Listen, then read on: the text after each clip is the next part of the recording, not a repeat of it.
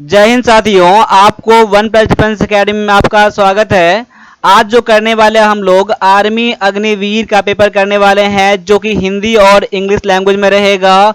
और ये जो पेपर है soldier GD paper previous paper है, जो कि ओरिजिनल पेपर है सेंटर रुड़की का, जो कि 28 मार्च 2021 को ये पूछा गया पेपर है। तो बिल्कुल ये आर्मी जीडी का ओरिजिनल पेपर है, तो आप इस पेपर को लगाएं।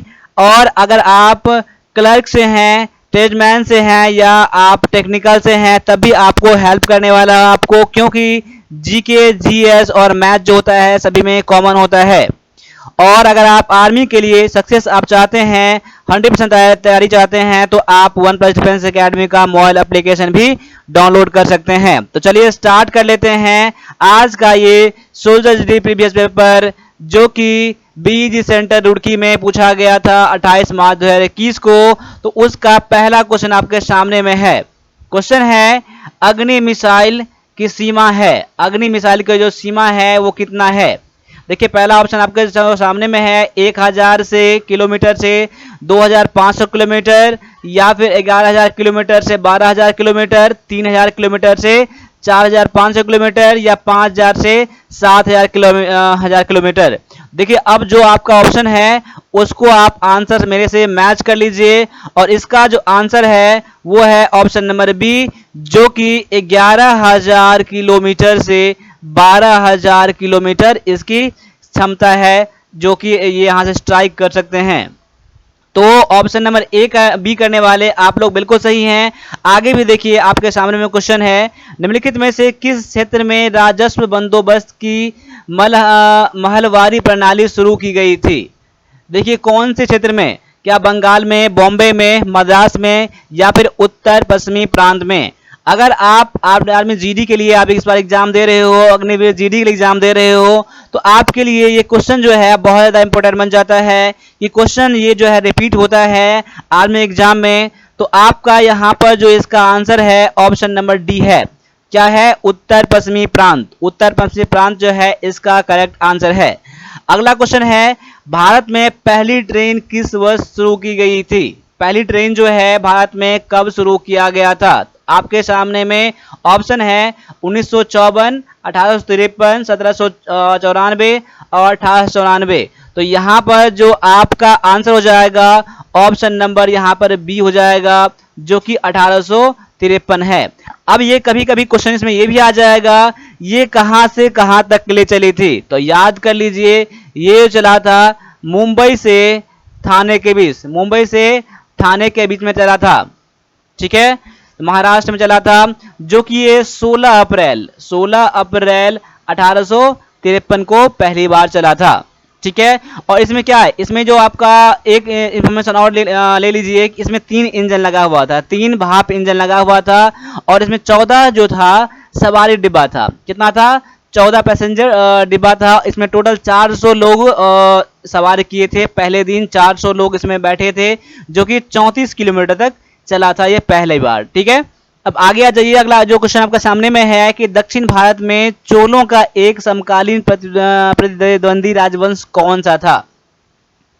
तो यहां पर आपके सामने में 4 ऑप्शन है, इसको पढ़ लीजिए और इसका आंसर आप दीजिए जो सही सही हो, और मेरे आंसर से मैच कर लीजिए। अगर नहीं पता हो तो इसका आप स्क्रीनशॉट आप ले लो और बाद में इसको आप नोट बना लेना।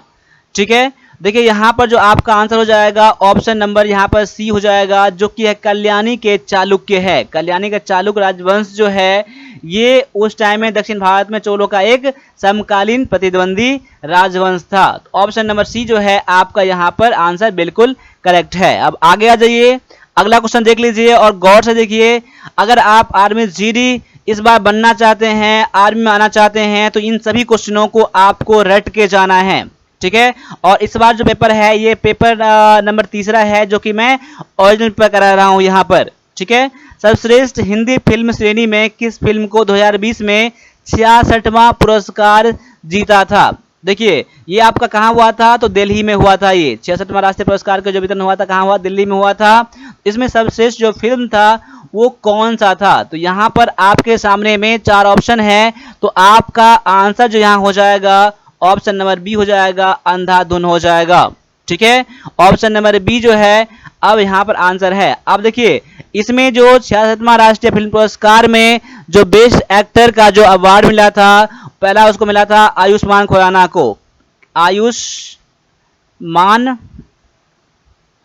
खुराना को मिला था, और विक्की कौशल को मिला था उरी में जो फिल्म में जो इसका रोल था, विक्की कौशल को, किसको, विक्की कौशल को मिला था, बेस्ट एक्टर का अवार्ड मिला था। ठीक है, अब आगे आ जाइए, अगला क्वेश्चन आपके सामने में है कि मैकाल में अमरकंटक का पठार नदी के उद्गम स्थल को चिन्हित करता है। देखिए मैकाल में अमरकंटक का जो पठार है ये कौन से नदी के उद्गम स्थल को चिन्हित करता है? क्या नर्मदा को, गंडक को, या घग्गर को, या फिर चंबल को? तो यहाँ पर जो आपका आंसर हो जाएगा ऑप्शन नंबर ए हो जाएगा, जो कि नर्मदा नदी को चिन्हित करता है ये। ठीक है, तो ऑप्शन नंबर ए जो है आपका यहाँ पर आंसर है। इसके बारे में एक दो पॉइंट और नोट कर लीजिए नर्मदा नदी के बारे में। देखिए नर्मदा नदी जो है ये आपका मध्य प्रदेश का सबसे बड़ी नदी है ये। कौन? तो नर्मदा, इसको याद कर लीजिएगा, सबसे बड़ी नदी जो है। और इसके बाद कौन सा है? ताप्ती है, लेकिन ये सबसे बड़ी नदी जो है ये मध्य प्रदेश का है। ठीक है, और देखिए यहाँ पर एक अब ये भी है कि इसको नर्मदा को रीवा भी कहा जाता है। क्या कहा जाता है? नर्मदा को रीवा भी कहा जाता है। ठीक है, अब यहाँ पर देख लीजिए जो आपका नर्मदा नदी है ये 3 राज्यों से होकर गुजरता है। पहला तो आपने देख लिया है कि ये है मध्य प्रदेश। क्या है?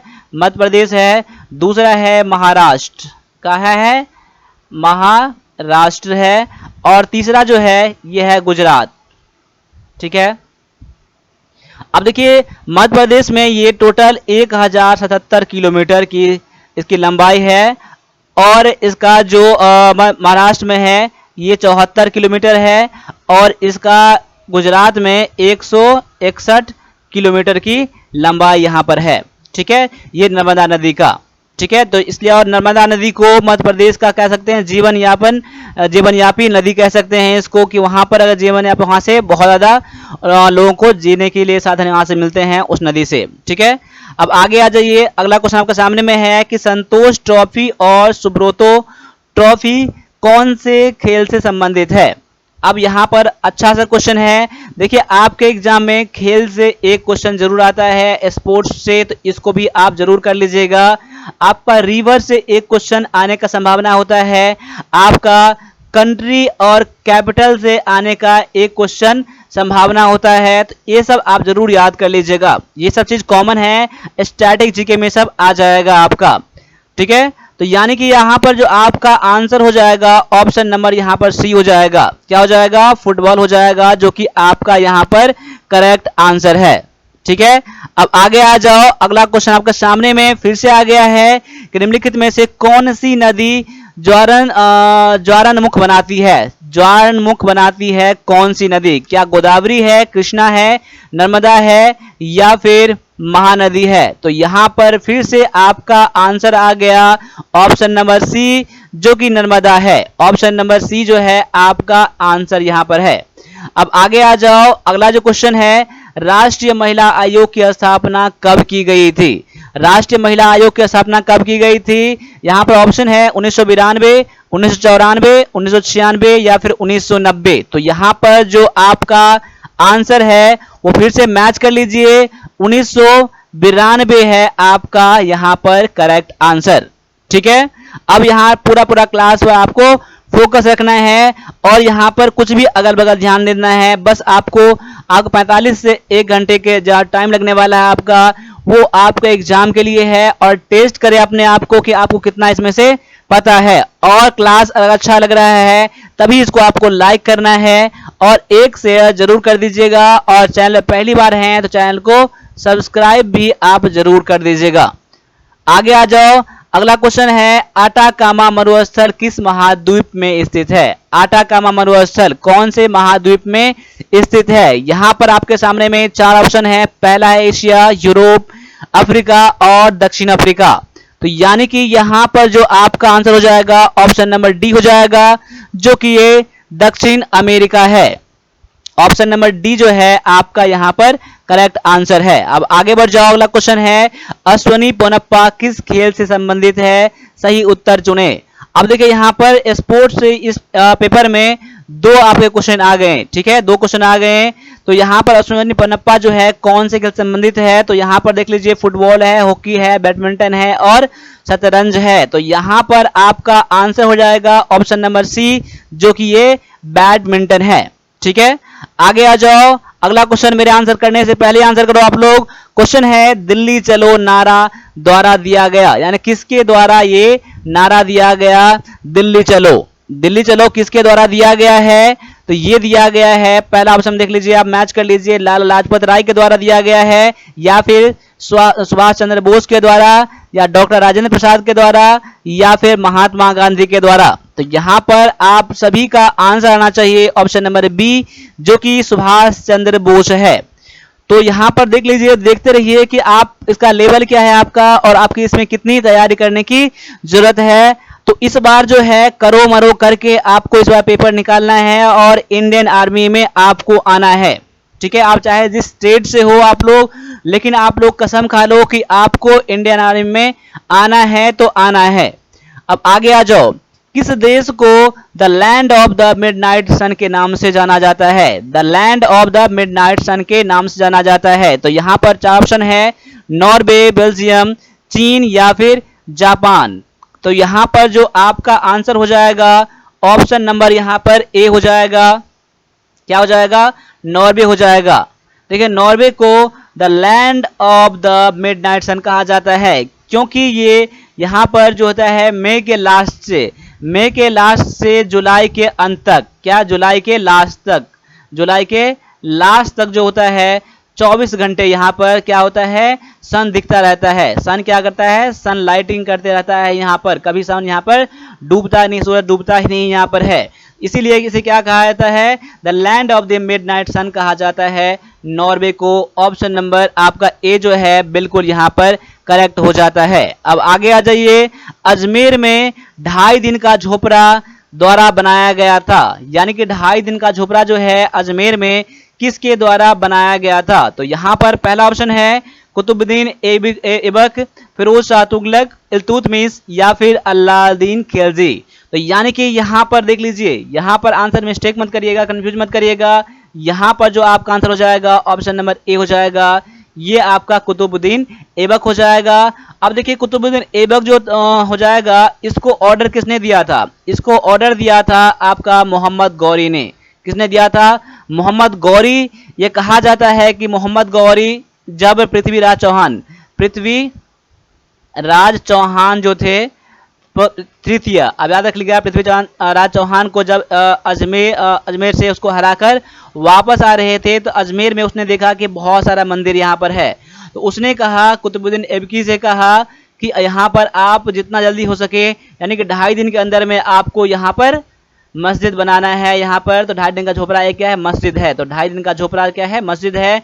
उसको 60 घंटे में तैयार किया गया था, यानी कि 2.5 दिन में तैयार किया गया था। ये मोहम्मद गौरी का कहना था। तो बनाया किसने था, तो कुतुबुद्दीन ऐबक ने बनाया था। तो ऑप्शन नंबर ए है आपका यहाँ पर करेक्ट आंसर। अब आगे आ जाओ, अगला जो क्वेश्चन है, तिरहुत लिपि का प्रयोग किस भाषा को लिखने के लिए किया जाता है। बहुत ही अच्छा सा क्वेश्चन है। तिरहुत लिपि, पहला ऑप्शन है मणिपुरी, मैथिली, सिंधी या फिर कोनकी। तो यहाँ पर आपका आंसर मैच कर लीजिए। जो भी बिहार से होंगे सब पता होगा, जो भी मैथिली से होंगे उन्हें सभी को पता होगा। ये मैथिली हो जाएगा आपका आंसर। तो देखिए तिरहुत लिपि जो होता है मैथिली को लिखने के लिए यह लिपि है। ऑप्शन नंबर बी जो है आपका यहाँ पर करेक्ट आंसर है। अब देखिए तिरहुता लिपि जो है, तिरहुत जो लिपि है ये 700 वर्ष पुराना है। क्या है, 700 वर्ष पुराना है, ठीक है। अब यहाँ देखिए तिरहुत का अर्थ क्या होता है। देखिए तिरहुता का अर्थ क्या होता है, तिरहुता का अर्थ होता है जो नदी के किनारे जो भूमि रहता है उसे क्या कहते हैं हम लोग, तिरहुत कहते हैं, ठीक है। यहाँ पर याद रखिएगा तिरहुत लिपि मैथिली भाषा को लिखने के लिए प्रयोग किया जाता है। अब आगे आ जाओ, राइफल से निकली एक गोली में कौन सा ऊर्जा होता है। क्या गतिज ऊर्जा होता है, या फिर पोटेंशियल एनर्जी होता है, या फिर गतिज या संभावित यानी कि पोटेंशियल एनर्जी होता है। तो यहाँ पर देखिए, यहाँ पर देखिए यहाँ पर संभावित मत करिएगा, स्थितिज करिएगा। तो क्या करिएगा, स्थितिज ऊर्जा, गतिज ऊर्जा या फिर स्थितिज ऊर्जा। यहाँ पर स्थितिज ऊर्जा करिएगा, ठीक है, स्थितिज ऊर्जा। यहाँ पर लिखने में थोड़ा मिस्टेक यहाँ पर हो गया है। तो यहाँ पर जो आपका आंसर हो जाएगा, मैच कर लीजिए मेरे आंसर से, ऑप्शन नंबर ए है आपका यहाँ पर करेक्ट आंसर। अब आगे आ जाओ। अच्छा सा क्वेश्चन आपके सामने में फिर से आ गया है, तो फिर से आपको टाइम दिया जा रहा है और मेरे आप आंसर करने से पहले ही आप लोग आंसर चेक करिए, क्योंकि लास्ट में आपको कमेंट करके बताना है कि इसमें से कितना क्वेश्चन आपने सही करा है। तो यहाँ पर क्वेश्चन है, वल्कनीकृत रबर का आविष्कार किसके द्वारा किया गया। देखिए, वल्कनीकृत रबर का आविष्कार किसके द्वारा किया गया। यहाँ पर 4 ऑप्शन है। पहला है John Boyd Dunlop, Robert William Thomson, या फिर किक पैट्रिक मैकमिलन, या फिर चार्ल्स गुडियर। तो यहाँ पर देख लीजिए, और आंसर जो है ऑप्शन नंबर डी, बहुत सारे बच्चे इसका आंसर सही किए हैं। तो ऑप्शन नंबर डी जो है आपका आंसर करेक्ट है, ठीक है। तो आप जितना भी क्वेश्चन देख रहे हो, सभी क्वेश्चन आपका क्लियर होना चाहिए। देखो, कम ही क्वेश्चन करो, एक ही पेपर करो, लेकिन उसके 50 क्वेश्चन को आप ऐसे क्वेश्चन कर लो ताकि वो आपको हमेशा की तरह याद हो जाए। देखो, एक बार पेपर देखो, आप दोबारा भी पेपर देखो इसको, ठीक है। अब देखो, यहाँ पर क्वेश्चन है, चाय का वानस्पतिक नाम क्या है। अब देखिए, चाय का वानस्पतिक नाम क्या है, आपको पता करना है, आंसर लगाना है। पहला है ट्रिटिकम, या कैमिलिया साइनेसिस, या फिर रूबिएसिस, या फिर मैंगीफेरा इंडिका। तो यहाँ पर आपका आंसर जो हो जाएगा, ये हो जाएगा ऑप्शन नंबर बी हो जाएगा। कैमिलिया साइनेसिस जो है चाय का वानस्पतिक नाम है, ऑप्शन नंबर बी है आपका यहाँ पर करेक्ट आंसर। आगे आ जाओ। डायलिसिस का उपयोग किसके उपचार के लिए किया जाता है। डायलिसिस का उपयोग किसके उपचार के द्वारा किया जाता है। क्या हृदय की कमजोरी के लिए किया जाता है, या वृक्क की खराबी के लिए यानी किडनी के फेल्योर के लिए किया जाता है, या फिर मस्तिष्क रोगों के लिए किया जाता है। तो यहाँ पर जो आपका आंसर होने वाला है ऑप्शन नंबर बी, जो कि वृक्क की खराबी के लिए डायलिसिस का प्रयोग किया जाता है। ऑप्शन नंबर बी बिल्कुल सही है। ऑप्शन नंबर बी करने वाले आप लोग बिल्कुल सही है। और क्लास जब भी देखे, शुरू में लास्ट में कभी भी एक बार आप जय हिंद जरूर कमेंट कर देना, ठीक है। और आपका अगला एग्जाम कब है वो भी कमेंट करना, ताकि आपके एग्जाम के अकॉर्डिंग यहाँ पर प्रिपरेशन को और बढ़ाया जाएगा, क्लास और लाया जाएगा, और कौन से आप ट्रेड से हैं वो आप जरूर कमेंट कर देना, ठीक है। आगे आ जाओ। आगे है, प्लवमान पिंडों के नियम की खोज किसके द्वारा किया गया था। प्लवमान पिंडों के नियम की खोज किसके द्वारा किया गया था। ऑप्शन है LE. Waterman, Newton, Heinrich hurt, या फिर आर्किमिडीज। तो यहाँ पर क्वेश्चन नंबर 20 का आंसर आपको करना है। यहाँ पर ऑप्शन नंबर जो आपका जो दिया गया है, कौन सा ऑप्शन है वो देख लीजिए।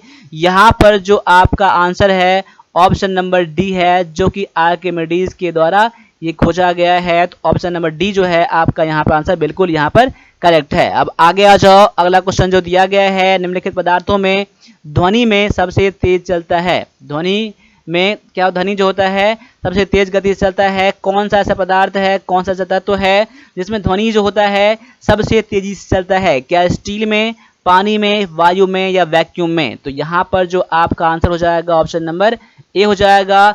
स्टील में ध्वनि जो होता है सबसे तेज चलता है। तो ऑप्शन नंबर ए है आपका बिल्कुल करेक्ट यहाँ पर आंसर। तो आप लोगों का भी आंसर ऑप्शन नंबर ए ही आना चाहिए। नहीं पता है तो आप स्क्रीनशॉट लेते रहो, रिवीजन करने के लिए आप नोट बाद में करना, ठीक है। अब आगे आ जाओ। अगला क्वेश्चन है, कार्बन का सबसे कठोर रूप कौन सा है। कार्बन का सबसे कठोर रूप कौन सा है। हीरा, कोयला, चारकोल, या फिर ग्रेफाइट, कौन सा है। तो यहाँ पर आप सभी का आंसर ऑप्शन नंबर ए आना चाहिए, हीरा, ठीक है। अब आगे आ जाओ। अगला क्वेश्चन है, डैक्टिलोग्राफी का अध्ययन। डैक्टिलोग्राफी जो है किस चीज का अध्ययन है। क्या ये फॉरेंसिक, कार्बन डेटिंग, हस्तलिपि, या फिर फिंगरप्रिंट। तो यहाँ पर देखिए, यहाँ पर बहुत सारे बच्चे फंस जाएंगे, तो मेरे आंसर से मैच कर लीजिएगा। ऑप्शन नंबर डी है, जो कि फिंगरप्रिंट है। देखो, ऐसे क्वेश्चन को हमेशा आप याद रखना, ऐसे क्वेश्चन को हमेशा याद रखो। 100% आप रिविजन जरूर करना, तभी ऐसे क्वेश्चन आपको याद रहेंगे, ठीक है। आगे आ जाओ। लेंस किस चीज का बना होता है? क्या ये साधारण ग्लास से या फिर पायरेक्स ग्लास से या फ्लिंट कांच से या फिर कोबाल्ट ग्लास से बना होता है? तो यहाँ पर ये क्वेश्चन आपको दोबारा पूछ लिया गया है, तो ये क्वेश्चन बहुत ज़्यादा इंपॉर्टेंट बन जाता है आपके लिए। यानी कि जितना सारा मैं क्वेश्चन यहाँ पर देखा हूँ बहुत ज़्यादा इंपॉर्टेंट है, और कुछ क्वेश्चन जो है ये थोड़ा सा लेवल हाई कर दिया गया है ये रूढ़ी के पेपर में। तो आप इतने पेपर में आप ऐसे क्वेश्चन में अगर 42 क्वेश्चन से ऊपर जाते हो आप, तो समझ लीजिए आपकी तैयारी जो है बहुत बढ़िया है। तो यहाँ पर आपका जो आंसर हो जाएगा इस क्वेश्चन का ऑप्शन नंबर सी हो जाएगा, फ्लिंट कांच हो जाएगा, ऑप्शन नंबर सी है आपका यहाँ पर करेक्ट आंसर। अब आगे आ जाओ, अगला क्वेश्चन आपके सामने में है कि खारे पानी की सांद्रता को मापने के लिए इस्तेमाल किया जाने वाला उपकरण कौन सा है? खारे पानी की सांद्रता को मापने के लिए कौन सा उपकरण का प्रयोग किया जाता है? तो यहाँ पर आपके सामने में 4 ऑप्शन है, और आपका जो यहाँ पर आंसर जो हो जाएगा डायरेक्टली मेरे आंसर से मैच कर लीजिए। ऑप्शन नंबर आपका बी हो जाएगा, सैलिनोमीटर। ऑप्शन नंबर बी है आपका यहाँ पर करेक्ट आंसर। ठीक है, अब आगे आ जाओ, अगला क्वेश्चन है ग्रीन हाउस प्रभाव मुख्य रूप से वायुमंडल में किसकी वृद्धि के लिए जिम्मेदार होता है, या वृद्धि का कारण क्या है? ठीक है, ग्रीन हाउस प्रभाव जो है, ग्रीन हाउस इफेक्ट जो है वो कौन सा, इसका कारण क्या है? क्या नाइट्रोजन कारण से होता है, या कार्बन डाइऑक्साइड, या फिर ओजोन, या फिर कार्बन मोनोऑक्साइड से होता है?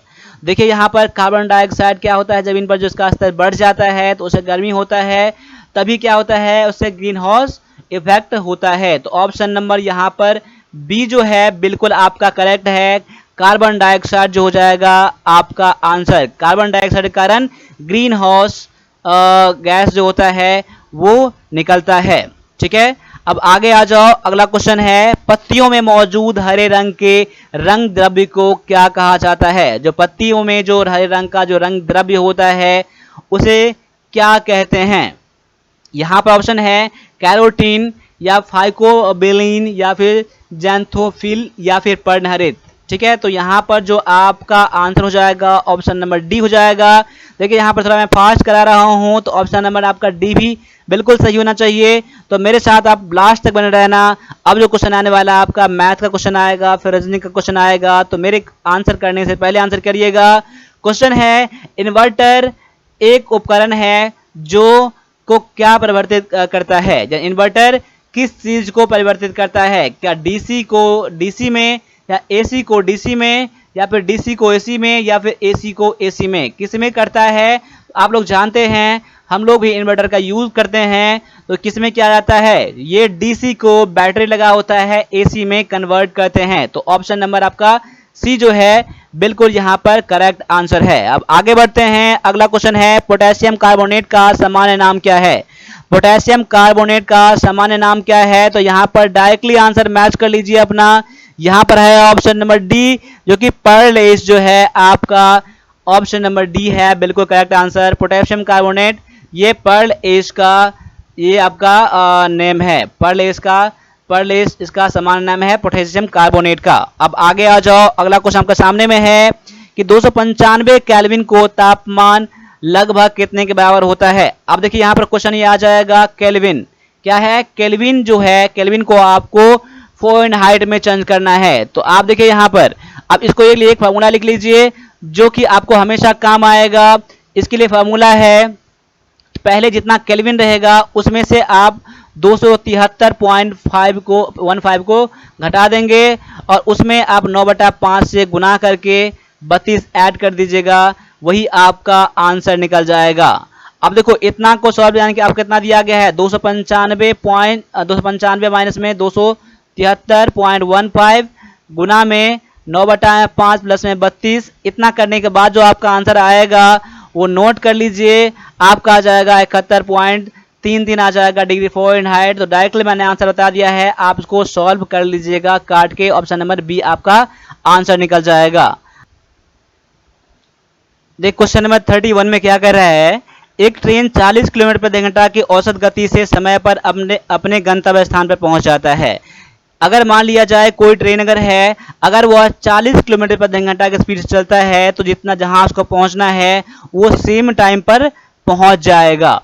आगे कह रहा है यदि वह 35 किलोमीटर प्रति घंटा की औसत गति से जाती है तो वह 15 मिनट देरी से पहुंचती है। यानी कि अब स्पीड में उसकी कुछ कमी आ गई, उसके स्पीड में कुछ कमी आ गई तो टाइम कितना बढ़ गया, 15 मिनट ज़्यादा टाइम लेता है। तो कह रहा है संपूर्ण यात्रा की दूरी ज्ञात करने के लिए। देखो ऐसे क्वेश्चन बनाने के लिए आप एक बार गौर से सोचो। आप देखो अगर इस स्पीड चल रहा है तो टाइम सेम लग रहा है जितना उसको टाइम लगना चाहिए, लेकिन स्पीड कम कर दे रहा है तो उसको टाइम बढ़ जा रहा है। ये तो स्वाभाविक है, अगर स्पीड कम करेगा तो टाइम ज़्यादा लगेगा, स्पीड ज़्यादा बढ़ाएगा तो टाइम कम लगेगा, ठीक है, और स्पीड कम करेंगे तो टाइम ज़्यादा लगेगा।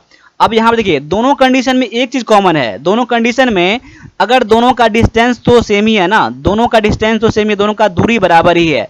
देखिए पहला का दूरी दूसरा का दूरी बराबर ही है, तो यहाँ पर आपको इसी से निकालना होगा क्वेश्चन। देखिए दूरी के लिए फार्मूला क्या होता है, आप दूरी के लिए फार्मूला निकालेंगे तो यह होता है चाल गुना में समय, यानी कि डिस्टेंस बराबर में स्पीड इंटू में टाइम होता है।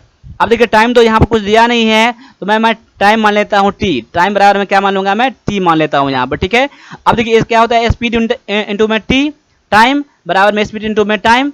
अब देखिए यहाँ पर पहला का स्पीड दिया गया है 40 किलोमीटर प्रति घंटा, टाइम दिया गया है टी, बराबर में दूसरा का स्पीड है 35 किलोमीटर प्रति घंटा, गुना में देखिए जितना टाइम लेता था टाइम उतना लेगा ही, लेकिन 15 मिनट और ज़्यादा लेता है, 15 मिनट ज़्यादा लेता है। इसका मतलब को 15 बटा में 60 कर लो, क्योंकि ये आप घंटा में है और ये मिनट में है, तो मैं इसको 15 मिनट को घंटा में चेंज करूंगा तो 1 बटा में 4 हो जाएगा, तो मैं 1 बटा में 4 यहाँ पर कर दे रहा हूं। अब आगे सॉल्व कर लीजिए, आपका निकल जाएगा यहीं से आंसर। अब देख लीजिए यहाँ क्या हो जाएगा, 40 टी बराबर कितना हो जाएगा, 35 टी प्लस में 35 बटा में 4 हो जाएगा। क्यों हो जाएगा, मैंने 35 से गुना कर दिया। इसको इस तरफ करेंगे, देखो इसको इस तरफ करेंगे ना तो 35 40 में से घट जाएगा तो कितना हो जाएगा 7, ऐसे माफ कीजिएगा 5 टी बच जाएगा, 5 टी बच जाएगा बराबर में 35 बटा में 4 यहाँ पर है। तो देखिए यहाँ पर 5 सत्ते 35, यानी कि टी बराबर में कितना हो गया 7 बटा में 4 हो गया। अब टाइम कितना लगा, कितना निकल गया, तो अब दूरी पूछ रहा है ना, तो दूरी बराबर क्या होता है चाल गुना में समय। तो चाल दिया गया है आपका 40 किलोमीटर और टाइम दिया गया है आपका 7 बटा में 4 जो आप निकाले हैं, 7 बटा में 4 कर दीजिए, यानी कि 4 से काटेंगे 4 देंगे 40, 10 सत्ते 70, 70 किलोमीटर आपका टोटल डिस्टेंस हो गया, जो कि ऑप्शन नंबर ए में दिया गया है। देखो मैंने यहाँ समझाया है तो आपको टाइम लगा है, बताने में टाइम लगा है, लेकिन आप खुद को सॉल्व करोगे तो टाइम नहीं लगने वाला है। इस क्वेश्चन को आपका फिर से देख लीजिएगा। अब आगे आ जाइए, अगला क्वेश्चन दिया गया आपका कि 5 आदमी एक काम को 12 दिनों में करते हैं तो 6 आदमी उसी काम को कितने दिनों में करेंगे। अब देखिए M1 D1 बराबर में M2 D2 कर लीजिए, तो M कितना है 5, यानी कि पहले लोग कितना था 5 था तो दिन लगते थे 12, अब लोग हो गए हैं 6 तो दिन कितने लगेंगे पता नहीं है, वही पूछा जा रहा है। अब देखिए ये आपका फॉर्मूला है, पहले कितना आदमी कितना दिन, अब कितना आदमी और कितना दिन, इसमें से कोई ना कोई आपको एक नहीं देगा, वही आपको इसका वैल्यू निकालना होगा, वही आपका क्वेश्चन रहेगा, वही आपका आंसर निकल जाएगा। अब काट यहाँ पर 6 दूना में 12, ऊपर पर कट जाता है ना, तो इधर डी बच गया, इधर 2 5 बच गया, यानी कि 5 दूना में 10, यानी कि डी बराबर में 10, यानी कि अब कितने दिन लग जाएंगे 10 दिन लगेंगे, वही हो जाएगा आपका आंसर, ऑप्शन नंबर डी हो जाएगा। ठीक है, अब आगे आइए, अगला क्वेश्चन देख लीजिए क्या है। निम्नलिखित मिश्र संख्या 6 पूर्णांक 2 बटा में 3 को अनुचित भिन्न के रूप में लिखिए। अब देखिए 6 पूर्णांक 2 बटा में 3, अब इसको कितना है, इसको फ्रैक्शन में लिखना है, ऐसे में लिखना है, वही इसे क्या कहते हैं अनुचित भिन्न कहते हैं, इम्प्रॉपर फ्रैक्शन कहते हैं। अब ये करने के लिए क्या करेंगे, इन दोनों को पहले गुना करेंगे, इसको दोनों गुना करेंगे, यानी कि 6 गुना में 3 करेंगे, 6 त्रिक 18 और इसमें 2 जोड़ दीजिए, ऊपर वाला जोड़ दीजिए, यानी कि 20 कितना हो जाएगा, माफ कीजिएगा यहाँ पर है 6 त्रिक 18, 2 20 बटा में 3 कर दीजिए। देखिए यहाँ पर ऑप्शन मैच नहीं कर रहा है, यहाँ पर देखिए कुछ न कुछ यहाँ पर गलत हो रहा है। यहाँ पर देखिए यहाँ पर क्वेश्चन थोड़ा मिस्टेक यहाँ पर हो गया, यहाँ पर कि यहाँ पर देखिए यहाँ पर आंसर देने में मिस्टेक यहाँ पर हो गया, या क्वेश्चन देखिए आपको डायरेक्टली ऐसे ही निकालना है यहाँ पर कि अगर इसको बोल रहेगा इसका इम्प्रोपर फ्रैक्शन में बदलना है आपको, तो ये कि आपका मिक्स फ्रैक्शन है, इसको इम्प्रोपर फ्रैक्शन में निकालने के लिए 6 पूर्णांक 2 बटा में 3 है, पहले इन दोनों गुना कर दीजिए, 6 त्रिक 18, इसको जोड़ दीजिए, 18 2 20 बटा में जो बटा में रहे वही कर दीजिएगा 20/3। ठीक है, यहाँ पर ऑप्शन मैच नहीं कर रहा है, या तो क्वेश्चन लिखने में मिस्टेक हो गया होगा या आंसर लिखने में मिस्टेक हो गया होगा, लेकिन आपका आंसर 20/3 यहाँ पर है। ठीक है, आगे आ जाइए। अगला क्वेश्चन है वर्गाकार बगीचे का परिमाप ज्ञात करने के लिए कह रहा है। देखिए वर्गाकार है तो जिसका क्षेत्रफल दिया गया है 5625 वर्ग मीटर दिया गया है। अब देखिए यहाँ पर वर्ग का क्षेत्रफल कितना होता है, वर्गाकार है तो देखिए वर्ग का क्षेत्रफल कितना दिया गया है, पहले वर्ग का क्षेत्रफल दिया गया है 5625 मीटर स्क्वायर दिया गया है। तो अब इससे क्या होता है, भुजा का स्क्वायर होता है ना, भुजा गुना भुजा होता है 56 गुना में 5625। अब देखिए भुजा बराबर निकालेंगे तो कितना निकल जाएगा, रूट अंडर में 5625 कर दीजिए। अब 75 इसका क्या होता है, स्क्वायर रूट होता है। इतना मीटर हो गया, आपका भुजा निकल गया। अब इसका परिमाप कैसे निकालेंगे, देखिए वर्ग का परिमाप, वर्ग का परिमाप क्या हो जाएगा, वर्ग का परिमाप हो जाएगा 4 गुना में भुजा हो जाएगा। क्या हो जाएगा, 4 गुना में भुजा हो जाएगा, यानी कि 4 गुना में 75 करोगे कितना हो जाएगा, 300 हो जाएगा। आपका आंसर 300 मीटर, जो कि ऑप्शन नंबर ये बी में है। देखिए पहले आपको इससे क्या निकालना होगा, पहले अपने भुजा निकालना होगा। तो भुजा निकालने के लिए मैंने बता दिया कि क्षेत्रफल क्या होता है, एरिया ऑफ ए स्क्वायर क्या होता है, आपका भुजा स्क्वायर। आप भुजा से निकल जाएगा, भुजा निकाल लेंगे तो उससे आप वर्ग का परिमाप निकाल लीजिएगा। तो वर्ग का परिमाप का फॉर्मूला क्या होता है, 4 गुना में भुजा होता है। तो भुजा का वैल्यू 75 है, गुना करके 300 हो गया, जो कि ऑप्शन नंबर बी में हो गया। अब आगे आ जाओ, अगला जो क्वेश्चन है, राम प्रतिदिन देखिए 0.50 यानी 50 पैसे रुपये का समाचार पत्र खरीदता है। जनवरी महीने के लिए उसे कितना पैसा देना होगा। अब देखिए यहाँ पर जनवरी में कितने दिन होते हैं, 31 दिन होता है ना। अब यहाँ पर 31 दिन होता है, अब एक दिन के लिए वह इतना पे करता है, तो 31 दिन के लिए कितना होता है, तो यहाँ पर 0.50 से गुना कर दीजिए। कितना हो जाएगा, यहाँ पर 0 5 × 5, यहाँ 5 या 15, इतना हो गया आपका। यहाँ पर अब पॉइंट कितना, 2 अंक के बाद कर दीजिए, यानी कि 15.50, 15.5 रुपया क्या हो जाएगा टोटल का कॉस्ट, जो कि ऑप्शन नंबर ये ए में दिया गया है। अब आगे आ जाओ, अगला क्वेश्चन है, एक बारंबारता बंटन के लिए माध्य से विचलनों का बीजगणितीय योग हमेशा कितना होता है। तो याद कर लीजिए, इसका क्या होता है, 0 होता है। अब आगे आ जाओ, अगला क्वेश्चन जो दिया गया है आपका 2 3 5 9 17 33 और 65, तो अगला नंबर क्या होगा। अब यहाँ पर गौर कर लीजिए, ये देखिए 2 से 3 कैसे बना, इसमें गुना किया गया है 1 से, या फिर 1 का डिफरेंस है। इन दोनों में कितना का डिफरेंस है, 2 का है, इनमें कितना का है, तो 4 का है, इसमें कितना का है, 8 का है, इसमें कितना का है, 16 का, इसमें कितना है, 64 का, 32 का। यानी इसमें गौर कर दीजिए, करिए, इसमें 1 दूना 2, 2 दूना 4, 4 दूना 8, 8 दूना में 16, 16 दूना में 32, तो यहाँ क्या हो जाएगा, 32 दूना में 64 का यहाँ पर हो जाएगा डिफरेंस, 64 का डिफरेंस, यानी कि इसमें 64 डिफरेंस कितना हो जाएगा 64 का। तो 65 प्लस में 64 कर दीजिए, तो कितना हो जाएगा 9 और 129 हो जाएगा, जो कि ऑप्शन नंबर ये सी में दिया गया है। बस आपको यहाँ पर देखना है कि इसका सीरीज क्या फॉलो कर रहा है, वही आपका यहाँ पर आंसर हो जाएगा। ठीक है, अब आगे आ जाइए, अगला जो क्वेश्चन दिया गया है आपका, दी गई संख्या x और y है। देखिए 2 संख्या x और y है, जहां पर y जो है x का गुणज है, तो इसका एलसीएम क्या होगा। अब देखिए ऐसे क्वेश्चन को समझिए आप, क्या होता है, मान लीजिए y क्या है, x का गुणज है, मान लीजिए कोई संख्या 5 है, इसका गुणज क्या हो जाएगा, 10 हो जाएगा, 5 हो जाएगा, 15 हो जाएगा, 20 हो जाएगा, 25, यानी कि इसका 5 का ये सब क्या है, गुणज है ये सब।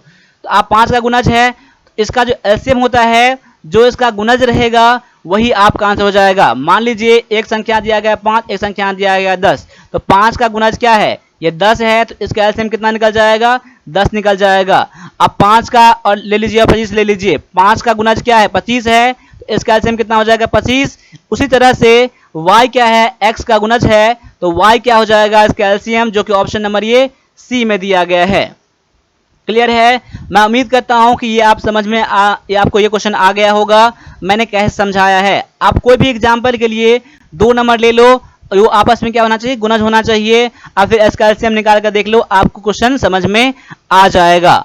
अब आगे देख लीजिए, अगला क्वेश्चन जो है 2 और 100 के बीच 3 से विभाजित सभी विषम पूर्णांकों का योग कितना होगा।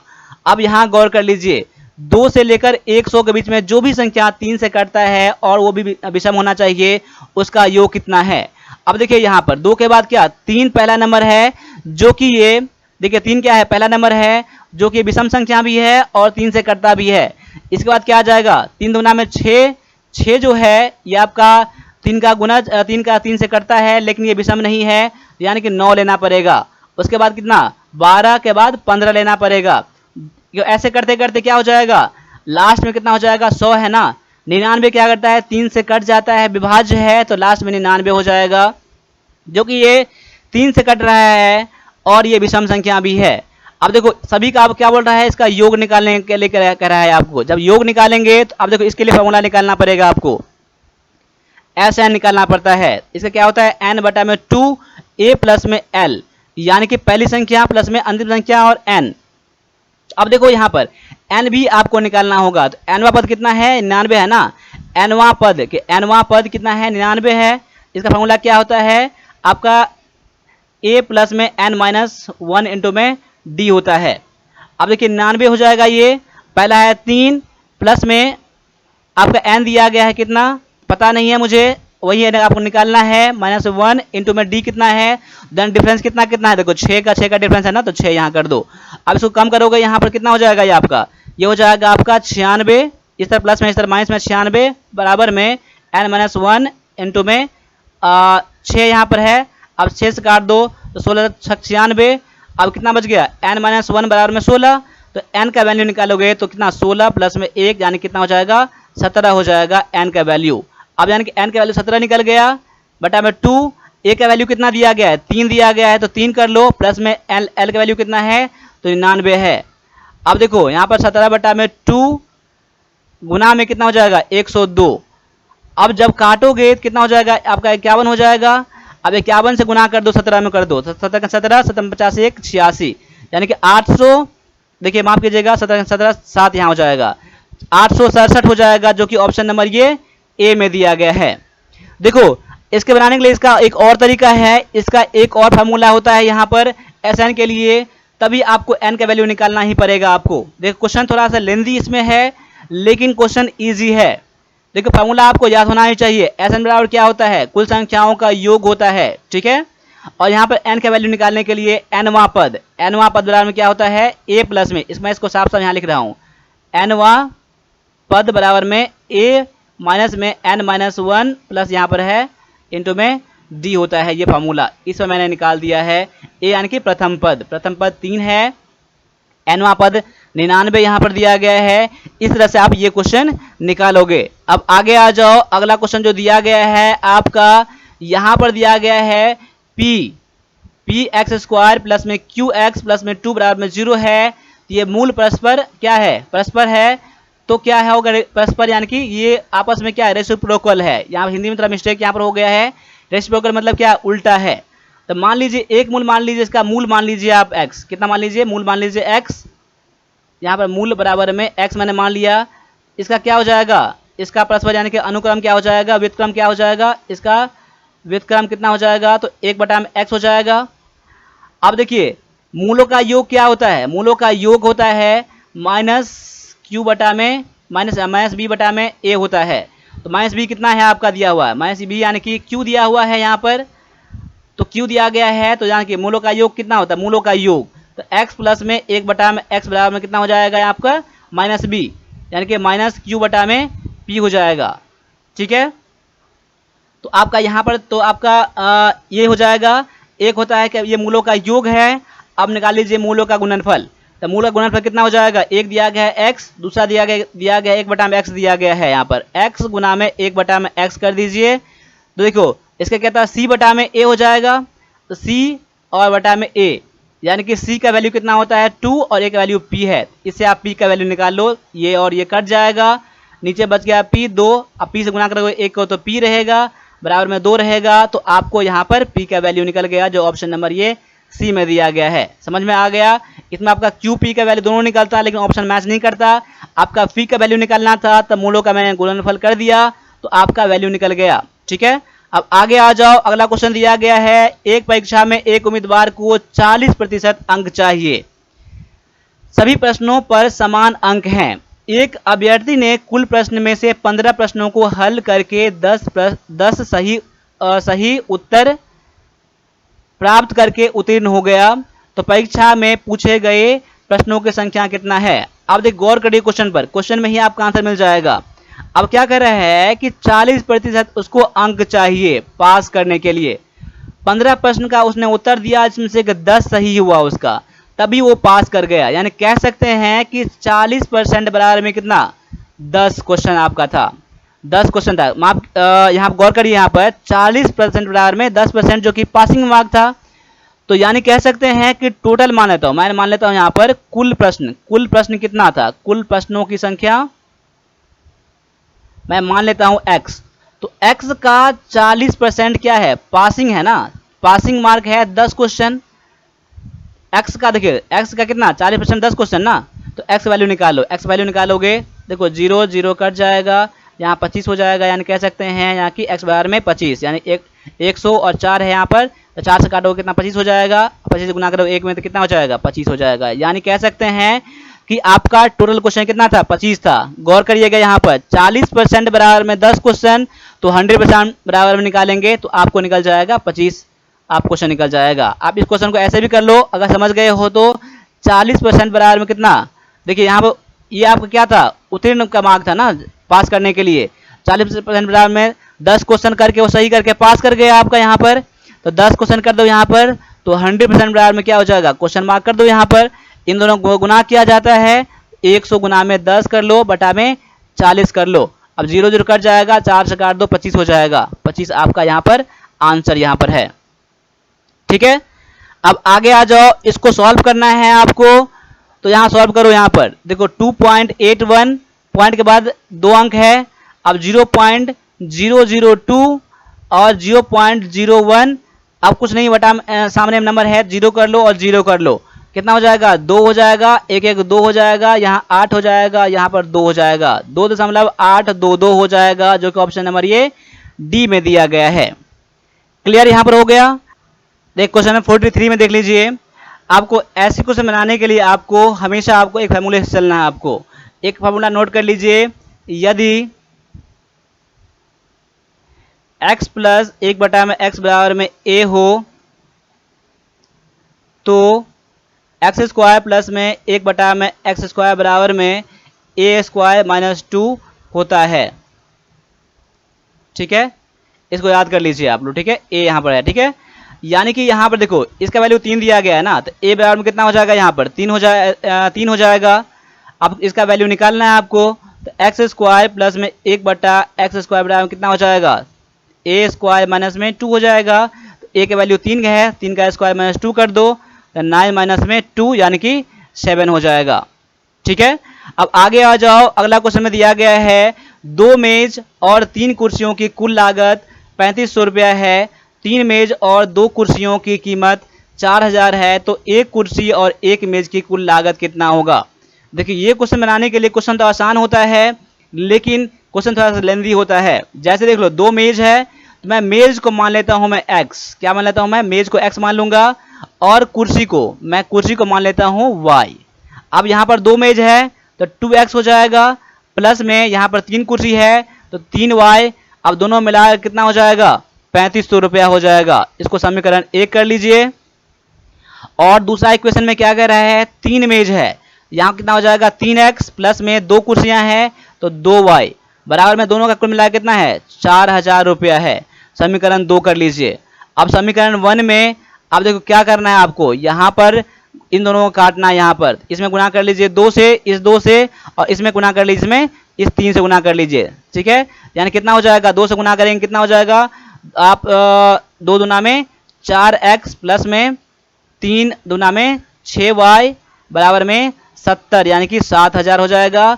इससे गुना करेंगे 3 तिया में 9x, प्लस में 3 दूना में 6y, बराबर में 4 तिया में 12000, यानी कि माइनस माइनस माइनस करना पड़ेगा, ये दोनों कट जाएगा यहाँ पर। अब दोनों घटाओ कितना, माइनस में है ये, -9 और 4 है, तो कितना हो जाएगा ये आपका, ये हो जाएगा आपका -5 x हो जाएगा बराबर में, यहाँ इन दोनों घटाओगे जहाँ माइनस का साइन है तो माइनस में कितना हो जाएगा 5000 हो जाएगा। यानी कि अब जी माइनस माइनस कट गया, 5 से काटेंगे तो 1000 हो जाएगा, यानी x बाजार में कितना निकल गया 1000 निकल गया। यानी कह सकते हैं कि एक मेज की कीमत कितना है 1000 निकल गया आपका। अब 1000 निकल गया तो इसमें आपका वैल्यू पुट कर दो, इसमें आपका वैल्यू पुट कर दो। समीकरण 1 में x का वैल्यू देखो, x वैल्यू कितना है 1000 है ना, तो अब 2x यहाँ पर है तो कितना हो जाएगा आपका 2000 हो जाएगा। 1000 दुना में 2000 प्लस में 3y बराबर में 3500 है। अब देख लिया यहाँ पर 3y बराबर में कितना हो जाएगा 1500 हो जाएगा। अब y बराबर कितना हो जाएगा 1500 बटा में 3, काट के यहाँ पर कितना हो जाएगा 500। अब एक मेज की कीमत, एक कुर्सी की कीमत कितना हो गया 500 हो गया। अब बोल रहा है कि एक मेज और एक कुर्सी की कीमत, इसका है 1000, इसका है 500, दोनों को जोड़ो कितना हो जाएगा 1500 हो जाएगा। ऑप्शन नंबर ये बी में है। देखो कितना आसान सा क्वेश्चन है, इतना आपका मेन था आपका। आप सॉल्यूशन जैसे कर लीजिए, जितना अधिक हो सके इसमें मन से ही कैलकुलेशन करिए, ठीक है।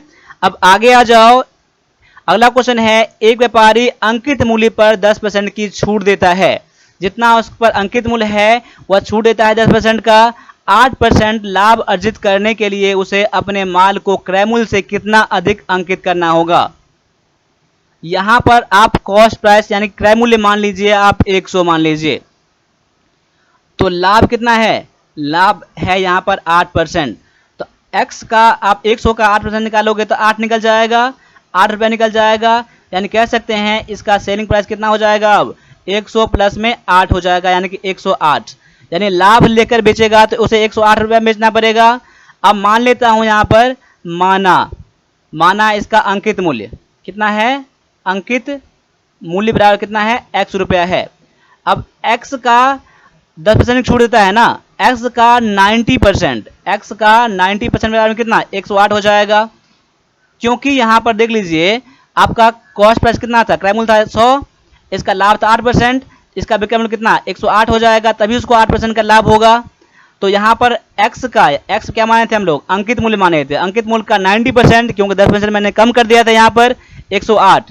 यानी x बराबर में क्या कर सकते हैं कि 108 बटा में 90 गुना में 100, क्योंकि देखो परसेंट मतलब बटा में 100। अब 100 तो नीचे में यहाँ पर आ जाता, 100 से गुना करना पड़ेगा, बटा में 90 करेंगे तो 0 0 कट जाएगा, 12 नाम 108। इसको सॉल्व जब करोगे तो 12 120 निकल जाएगा। यानी इसका विक्रय इसका अंकित मूल्य कितना हो जाएगा, इसका अंकित मूल्य हो जाएगा 120 हो जाएगा। लेकिन क्वेश्चन ये कह रहा था कि कितना अधिक अंकित करना पड़ेगा उसको क्रय मूल्य से। अब इसका था 100, इसका क्रय मूल्य था 100, लेकिन इसको कितना लिखना पड़ेगा, अब 120 लिखना पड़ेगा। यानी कितना अधिक अंकित करना पड़ा उसको, तो 20 ज़्यादा अंकित करना पड़ा। यानी 100 का 20 कितना होता है 20%, तो 20% कर लीजिए, वही आपका आंसर निकल जाएगा। देखिए कितना आसान सा क्वेश्चन था, यहाँ पर गौर किया ना, यहाँ पर ना आप अंकित मूल्य 120 हो गया तो कितना बढ़ा 20 बढ़ा, यानी 100 का 20% यानी 20, यानी कि 20% उसको अधिक अंकित करेगा तो उसको 8% का लाभ हो जाएगा 10% की छूट को देकर। अब आगे आ जाइए, दिए गए शब्दों को वर्णाक्रम में व्यवस्थित करें और दूसरे में आने वाले एक बार पर निशान लगाएं। देखिए यहाँ पर थोड़ा सा मिस्टेक हो गया यहाँ पर क्वेश्चन में। देखिए सेकंड लास्ट है, अंतिम से दूसरा। देखिए व्यवस्थित करें और अंतिम से दूसरा, अंतिम से दूसरा कौन सा नंबर आएगा, अंतिम से दूसरा कौन सा नंबर आएगा। देखो आप डिक्शनरी की तरफ सजाओगे, सबसे पहले बी वाला आएगा, बी वाला कितना BOSH आ जाएगा। उसके बाद कौन सा आएगा, सी वाला आएगा, तो सी तो सभी है ना, तो CL है पहले, तो CL से पहले H आता है ना, तो पहले CH वाला करना होगा। उसके बाद क्या करना होगा, CL वाला करना होगा, CL वाला करो। उसके बाद क्या बच रहा है, अब देखिए CON दोनों में है, अब CONT है और यहाँ पर S है, तो पहले क्या करना होगा S वाला करना होगा, तभी आप T वाला करोगे। तो CONST और लास्ट में क्या हो जाएगा CONT हो जाएगा। तो अंत से दूसरा कौन सा हो जाएगा CONST वाला, याकिन ये हो जाएगा अंत से दूसरा। ऑप्शन नंबर ये डी में दिया गया है। देखो जैसे डिक्शनरी में होता है वैसे ही आपको डिक्शनरी देखना आना चाहिए, ठीक है। डिक्शनरी में क्या होता है, पहले होता है अल्फाबेट के अकॉर्डिंग। अब अल्फाबेट के अंदर में देखो सभी सी से स्टार्ट है, तो उसका आप देखो ये सी छोड़ दो, उसके बाद जो नंबर आ रहे हैं ना, जो अल्फाबेट आ रहा है उसको देखो आप, ठीक है। उसमें भी अगर मैच कर रहा है तो उसके बाद का देखो, ऐसे ऐसे डिक्शनरी में देखा जाता है, ठीक है। अब आगे आ जाओ, विषम को चुनिए। विषम यानी कि इसमें जो जो अलग है उसको चुनना है। यहाँ पर लोहार है, नाई है, दर्जी है और बढ़ई है। तो यहाँ पर आप गौर कर सकते हैं कि इसमें से अलग क्या हो जाएगा, यहाँ पर नाई अलग हो जाएगा। नाई अलग क्यों हो जाएगा यहाँ पर, देखिए क्योंकि लोहार कुछ ना कुछ क्या करता है, बनाता है, कोई ना कोई सामान बनाता है, कुछ भी बनाता है। दर्जी भी क्या करता है, कोई ना कोई आप कपड़ा बनाता है, ठीक है। और बढ़ई भी कोई ना कोई सामान बनाता है यहाँ पर। लेकिन नाई कोई सामान नहीं बनाता है, वो क्या करता है, दाढ़ी बनाता है, बाल बनाता है, ये करता है। यानी कि नाई जो हो जाएगा इसमें से अलग हो जाएगा। तो ऑप्शन नंबर आपका यहाँ पर बी जो है आपका करेक्ट आंसर हो जाता है। अब आगे आ जाइए, इसमें क्या है, पहले ए है, फिर बी है, फिर डी है, फिर यहाँ ब्लैंक करके के और फिर पी है। अब देखिए इसमें कितना भरा है, यहाँ पर इसमें एक भरा है, यहाँ पर इसमें कितना भरा है, यहाँ पर देखो सी और डी, यहाँ पर दो है ना, यहाँ पर दो बढ़ा दिया, यहाँ पर एक बढ़ा, दो बढ़ा, तो मे भी यहाँ पर हो सकता है कि यहाँ पर तीन बढ़े हैं यहाँ पर। ध्यान देखो डी के बाद कितना हो जाएगा, ई एफ जी हो जाएगा। तो जी तो यहाँ पर हो गया। अब जी यहाँ पर रहा, तो अगर आगे मेरा जी सही है, इसमें मेरा कितना बढ़ना चाहिए, 4 बढ़ना चाहिए इसमें। यानी कि जी के बाद कितना आता है, एच आई जे और के, यानी चौथा नंबर है ना, यहाँ बिल्कुल सही है। मेरा आंसर क्या हो जाएगा, जी हो जाएगा। ये एक सीरीज में दिया गया है, तो आपको भी ऐसे ही पता करना है। आगे आ जाओ, एक निश्चित कोड भाषा में स्लो को इतना लिखा जाता है, तो उसी भाषा में आपको इसको क्या लिखा जाएगा, एस एल ओ डब्ल्यू को क्या लिखा जाता है, आर के एन वी लिखा जाता है। अब यहाँ गौर करो, इसमें -1 कर दिया गया, यहाँ पर एस से पहले आर आता है, एल से पहले क्या आता है, माइनस कर दो, एक के आता है, ओ से पहले एन आता है, इसमें -1 कर दिया गया है, और डब्ल्यू से पहले वी आता है, एक कम कर दिया गया है। तो वही आपको करना है, F R I E N D में करना है। तो पहले क्या, एफ से पहले ई आएगा, देखो ई वाला, और आर से पहले क्यू आएगा, तो ई क्यू। आई से पहले क्या आता है, एच आता है, यानी देखो ई क्यू एच, तो ई क्यू एच इसमें है और इसमें है, आपका दो ही में से कुछ हो सकता है। उसके बाद ई से पहले डी आता है, तो देखो डी इसमें भी है और डी इसमें भी है, और एन से पहले एम आता है, तो एम इसमें भी है और एम इसमें भी है, और डी से पहले सी आता है, तो ऑप्शन नंबर बस ये डी में दिया गया है। इस तरह से आप आंसर निकालोगे। जिस तरह इसका पैटर्न फॉलो करेगा, आप भी इसका पैटर्न फॉलो करोगे। आगे आ जाओ, विषम शब्द का चयन करना है, अलग क्या है। देखो यहाँ ट्रेन है, बस है, पहिया है और नाव है। तो यहाँ पर देखो ट्रेन ये आपका संपूर्ण है, बस भी पूरा है, इसमें है, नाव भी पूरा है, लेकिन पहिया जो दिया गया है, तो पहिया क्या होता है, एक आपका कोई चीज़ का पार्ट होता है, या तो ट्रेन का पहिया हो सकता है, बस का पहिया हो सकता है। तो देखो ये एक अलग पार्ट हुआ आपका, लेकिन ये पूरा कंप्लीट आपका ट्रेन हुआ, बस भी कंप्लीट हुआ, नाव भी कंप्लीट हुआ, लेकिन पहिया उसका एक पार्ट है, इसलिए पहिया क्या है, अलग है। तो आपका आंसर क्या हो जाएगा, ऑप्शन नंबर सी हो जाएगा। अब इस तरह से मैंने 50 क्वेश्चन कराए हैं आपको क्लास कैसा लगा, अच्छा लगा है तो लाइक जरूर करना, और इसमें से कितना आपने टोटल करा है क्वेश्चन आप कमेंट करके मुझे बता सकते हैं। तो अभी के लिए इतना ही रहने दीजिए, मिलते हैं अगले क्लास में, तब तक के लिए सभी से एक बार फिर से जय हिंद, जय भारत।